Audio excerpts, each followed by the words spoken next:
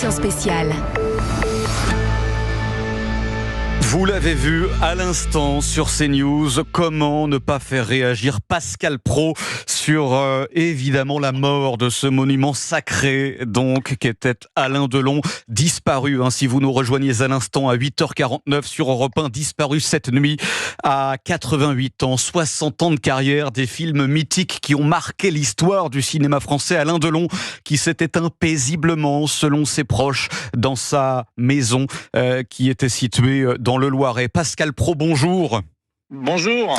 Merci de nous consacrer quelques minutes. Je pense que les auditeurs d'Europe 1, en plus d'avoir la radio allumée, ont aussi les images de CNews et vous ont aperçu réagir sur la mort d'Alain Delon. Alors déjà, Pascal Praud, je suis en improvisation totale. Est-ce que vous le connaissiez personnellement, Alain Delon, ou pas du tout ? Alors, je le connaissais puisqu'on avait fait une émission assez longue ensemble sur CNews en 2019, qui avait été pas facile à monter parce que je le connaissais pas avant. Donc, il y avait eu pratiquement une année d'échanges, de tractations. Et puis, depuis, l'émission s'était bien passée, mais on avait gardé le fil. Et jusqu'à ces derniers temps encore, nous pouvions envoyer des textos et puis je pouvais l'appeler. Sans vouloir être trop indiscret, Pascal Praud, les textos échangés, alors c'est privé, pardon, je suis très, très indiscret, mais qu'est-ce que vous disiez alors avec Pascal Praud, avec Alain Delon, Pascal Praud ? C'est-à-dire que là, il était quand même très très fatigué. Donc, dans ces cas-là, c'est toujours des textos assez sibyllins, mais c'est pas ça qui est important. Ce qui est important, c'est Alain Delon. Ce qui est important, c'est la place qu'il a dans le cinéma français et dans la société française. C'est une icône.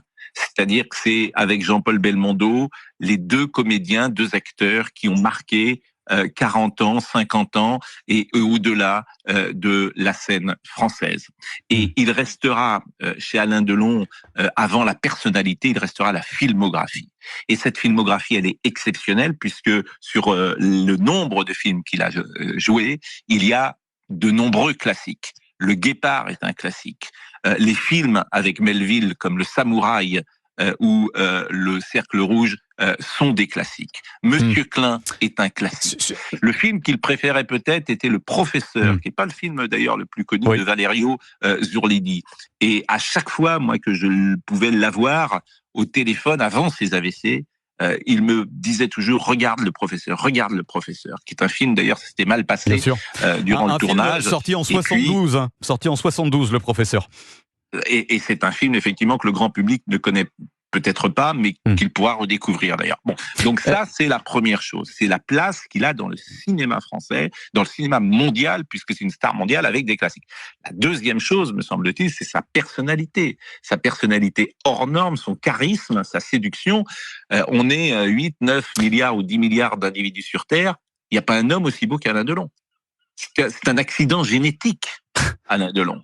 C'est-à-dire qu'il y a chez lui, dans ce visage, dans ce charisme, il y a quelque chose que personne d'autre n'a.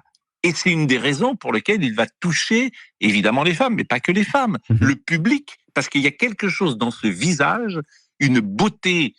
Tout le monde a dit la même chose, mais au-delà d'une beauté, il y a quelque chose qui fascine et qui fait que vous devenez une aura, star mondiale. Plus qu'une beauté.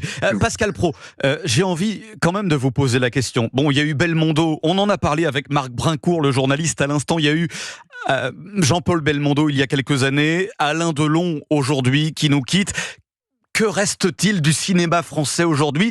Et seconde question dans la question, y a-t-il des acteurs aujourd'hui qui sont de la trempe ou qui seront, selon vous, de la trempe d'Alain Delon ? Le monde a changé.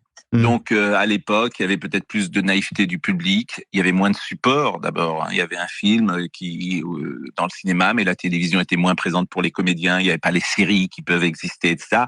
Donc, c'est vrai que ce monde-là paraît derrière nous, il paraît enfoui. Je ne vois pas dans le cinéma français qui sont aujourd'hui les grandes stars du cinéma français. D'ailleurs, je suis pas sûr qu'on puisse parler d'ailleurs de stars. On a des très bons comédiens, mais on est dans un monde aujourd'hui, c'est ça qui est un peu différent, où il n'y a plus de stars. C'est-à-dire qu'il n'y a plus de stars en politique, il n'y a plus de stars en journalisme, il n'y a plus de stars au cinéma.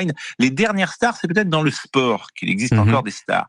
Mais le public aujourd'hui, pour des raisons qu'il faudrait identifier, il n'a plus forcément envie d'avoir des stars. C'est vrai, par exemple, dans le métier dans lequel je suis, dans lequel vous êtes, qui est le journalisme, je suis entré dans les années, à la fin des années 80, il y avait beaucoup de stars. Aujourd'hui, je suis pas sûr qu'il y ait des stars dans le milieu du journalisme, parce que c'est comme ça. Bon. Alors, et c'est vrai aussi pour les écrivains, c'est vrai pour beaucoup de choses. Pascal Praud, pour répondre à votre question, si vous me permettez d'y répondre. C'est pour ça que je vous relançais. Comment dire, je pense qu'aujourd'hui, non, il n'y a plus de stars.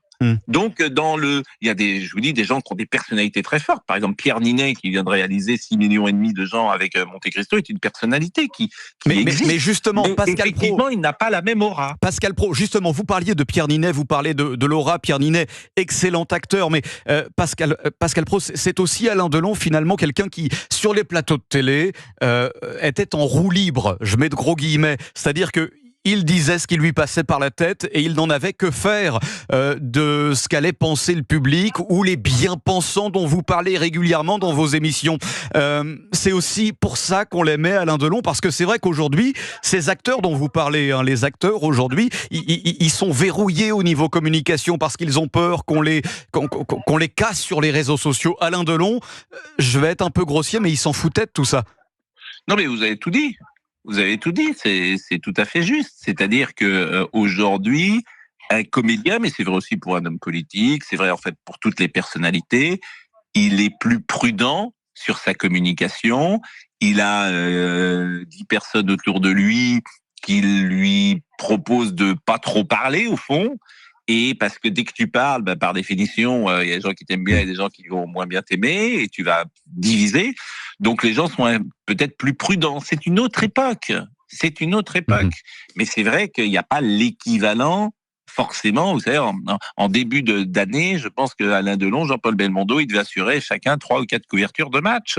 Parce que les gens étaient friands de leur vie privée et aussi de leur vie professionnelle. Donc Delon, il y avait aussi un engagement politique de temps en temps. Il a été, chacun sait qu'il était plutôt un homme de droite. Il a été notamment auprès de Raymond Barre, dans la campagne, je crois, de 1988. Bien il sûr. a eu des engagements, et puis il défendait des valeurs à l'ancienne, d'amitié, de paroles données.